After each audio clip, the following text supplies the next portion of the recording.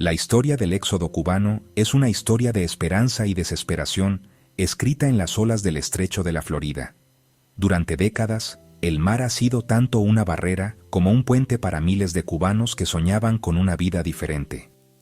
Tras la Revolución de 1959, una profunda transformación política y económica barrió la isla, dejando a muchos sintiéndose ajenos a su propia patria.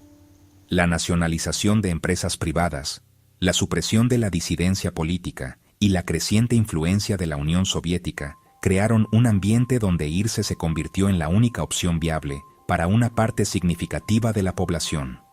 No solo buscaban oportunidades económicas, buscaban libertad de expresión, el derecho a elegir su propio camino y un futuro que sentían que se les estaba negando. Este anhelo de escape encontró su primera gran válvula de liberación en 1965 durante el éxodo de Camarioca. El 28 de septiembre, Fidel Castro anunció que cualquier cubano con familiares en los Estados Unidos podía ser recogido en el puerto de Camarioca. Esta repentina declaración desató una caótica flotilla de embarcaciones, grandes y pequeñas, enviadas por exiliados cubanos en Florida para rescatar a sus familias. En unas pocas semanas, casi 3.000 personas hicieron el peligroso viaje a través del mar. La vista de estas embarcaciones abarrotadas y a menudo inseguras resaltó el intenso deseo de abandonar la isla. Este evento, aunque breve, sentó un precedente crucial, demostrando que el gobierno cubano estaba dispuesto a utilizar la migración como una herramienta política.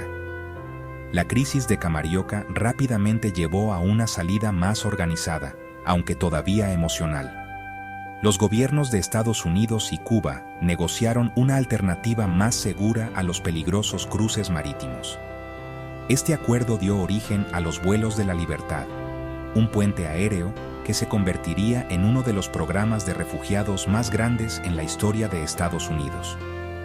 2 veces al día, 5 días a la semana, desde 1965 hasta 1973, los aviones transportaron cubanos de Varadero a Miami.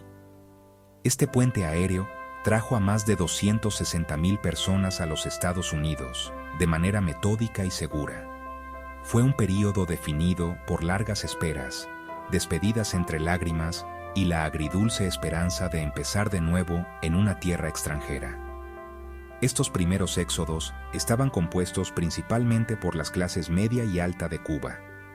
Eran los médicos, abogados, empresarios y profesionales que vieron su forma de vida desmantelada por el nuevo gobierno socialista. Dejaron atrás sus hogares, sus posesiones y el país que conocían, llevando solo lo que podían meter en una pequeña maleta. Su partida representó una fuga de cerebros significativa para Cuba, una pérdida de capital humano que se sentiría durante generaciones.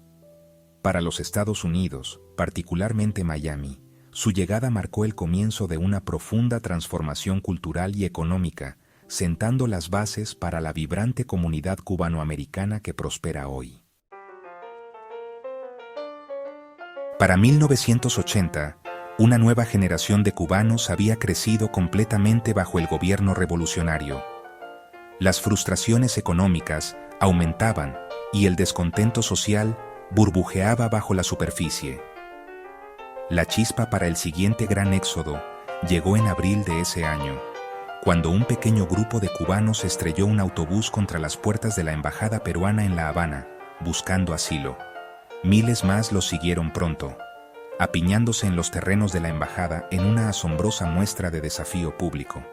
En respuesta, Fidel Castro abrió una vez más un puerto, esta vez Mariel, declarando que cualquiera que deseara salir de Cuba era libre de hacerlo. Este anuncio desencadenó el éxodo del Mariel, un capítulo dramático y caótico en la historia de la migración cubana. Lo que siguió fue un éxodo marítimo masivo e incontrolado que duró 5 meses. Una flotilla de embarcaciones, pilotadas por cubanoamericanos, se apresuró desde Florida al puerto de Mariel para recoger a familiares y extraños por igual. El gobierno cubano, sin embargo, controlaba quién podía abordar estas embarcaciones. junto a las familias que buscaban la reunificación y las personas que anhelaban la libertad, el gobierno también colocó a personas que consideraba antisociales en los barcos. Este grupo incluía prisioneros de cárceles y pacientes de centros de salud mental. Esta medida estratégica tenía la intención de crear un problema social para los Estados Unidos y empañar la imagen de los exiliados. Fue un periodo tumultuoso y emocionalmente cargado para todos los involucrados. Los Marielitos, como se conoció a los recién llegados, eran diferentes de las olas anteriores de exiliados. Generalmente eran más jóvenes, de orígenes de clase trabajadora y más diversos racialmente, lo que reflejaba una sección transversal más amplia de la sociedad cubana. Habían vivido toda su vida bajo el sistema socialista y traían consigo un conjunto diferente de experiencias y perspectivas. Su llegada presentó inmensos desafíos para el sur de la Florida, que luchó por absorber a casi 125,000 recién llegados en un periodo tan corto. La afluencia repentina tensó los servicios sociales, la vivienda y las escuelas, lo que llevó a tensiones sociales que tardaron años en resolverse. A pesar de la difícil recepción y el estigma que se les atribuía, los Marielitos demostraron una increíble resiliencia y determinación. Trabajaron duro para construir nuevas vidas, superando barreras lingüísticas, diferencias culturales y dificultades económicas. Con el tiempo, se integraron en la sociedad estadounidense, contribuyendo significativamente al tejido cultural y económico de sus nuevas comunidades. El éxodo del Mariel remodeló el enclave cubanoamericano, haciéndolo más complejo y diverso. También dejó una marca duradera en las relaciones entre Estados Unidos y Cuba, sirviendo como un claro recordatorio de cómo la migración podía utilizarse como una poderosa arma política, afectando a miles de vidas humanas en el proceso. La caída de la Unión Soviética en 1991 sumió a Cuba en una profunda crisis económica conocida como el Período Especial. La isla perdió a su principal benefactor y socio comercial de la noche a la mañana, lo que provocó una grave escasez de alimentos, combustible y necesidades básicas. La vida se convirtió en una lucha diaria por la supervivencia. Los cortes de energía eran constantes, el transporte público se paralizó y el hambre se convirtió en una realidad generalizada. La desesperación creció tanto que muchos cubanos vieron una sola salida: el peligroso viaje de 90 millas a través del estrecho de la Florida. Comenzaron a construir balsas improvisadas, o balsas, con neumáticos, madera y chatarra, arriesgando todo por una oportunidad de una vida mejor. El goteo de balseros, que comenzó a principios de los 90, se convirtió en una inundación en el verano de 1994. Las tensiones en la isla llegaron a un punto de ebullición, culminando en la protesta del Maleconazo en agosto, una de las mayores manifestaciones antigubernamentales desde la revolución. En un patrón ahora familiar, Fidel Castro respondió a los disturbios anunciando que el gobierno cubano no detendría a nadie que deseara irse. Esta declaración desencadenó la crisis de los balseros.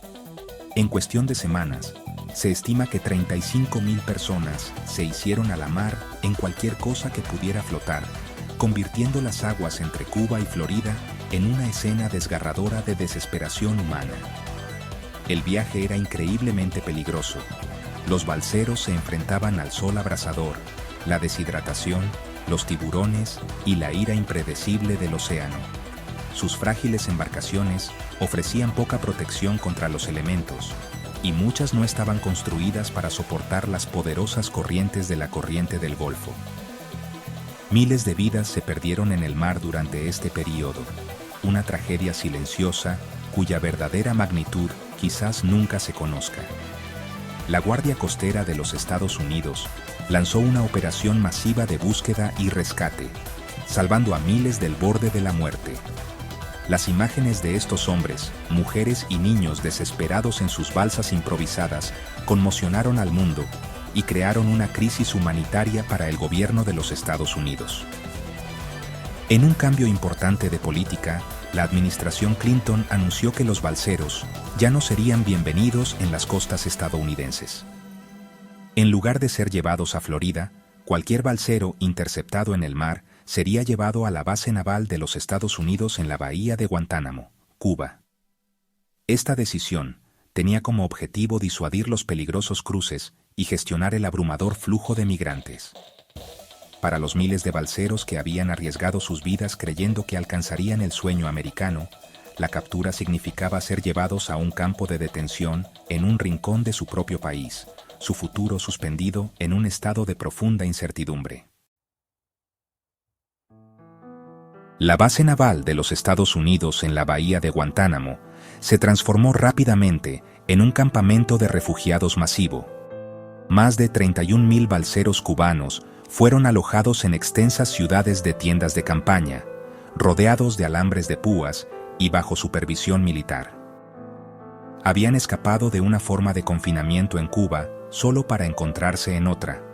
Las condiciones eran difíciles. Vivían en cuartos estrechos bajo el sol caribeño, con poco que hacer y sin una idea clara de lo que les pasaría. La esperanza inicial que había impulsado su peligroso viaje dio paso al aburrimiento, la frustración y el miedo constante de ser enviados de regreso al mismo lugar del que habían huido. A pesar de las sombrías circunstancias, los balseros detenidos demostraron una notable creatividad y resiliencia. Para combatir la aplastante inactividad, organizaron sus propias comunidades dentro de los campamentos.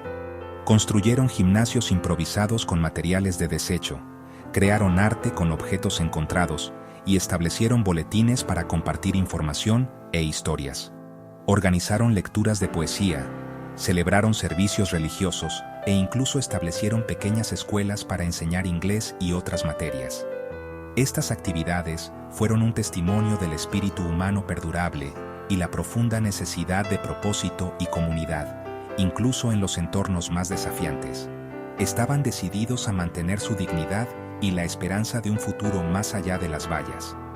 Este limbo duró meses, hasta mayo de 1995, cuando el gobierno de los Estados Unidos anunció un nuevo acuerdo de inmigración con Cuba. A la mayoría de los cubanos detenidos en Guantánamo se les permitiría ingresar a los Estados Unidos. Esta decisión trajo un inmenso alivio y alegría a los campamentos. Simultáneamente, la administración Clinton implementó una nueva política que definiría la migración cubana durante las siguientes 2 décadas: pies mojados, pies secos. Bajo esta regla, los cubanos interceptados en el mar, pies mojados, serían devueltos a Cuba, mientras que aquellos que lograran llegar a suelo estadounidense, pies secos, se les permitiría quedarse y solicitar la residencia bajo la Ley de Ajuste Cubano de 1966. Esta política cambió fundamentalmente la naturaleza del éxodo cubano. Creó una carrera desesperada por tocar tierra, fomentando viajes aún más peligrosos e impulsando una industria de contrabando de personas. El legado de estos éxodos es complejo y multifacético. Es una historia de inmensa pérdida humana, con miles pereciendo en el mar. Pero también es una historia de éxito y contribución, ya que cientos de miles de cubanos, incluidos los exbalseros, construyeron nuevas vidas y enriquecieron a los Estados Unidos. La Ley de Ajuste Cubano y la política de pies mojados, pies secos, dieron forma a una historia de migración única, nacida del conflicto político y una búsqueda implacable e inquebrantable de libertad.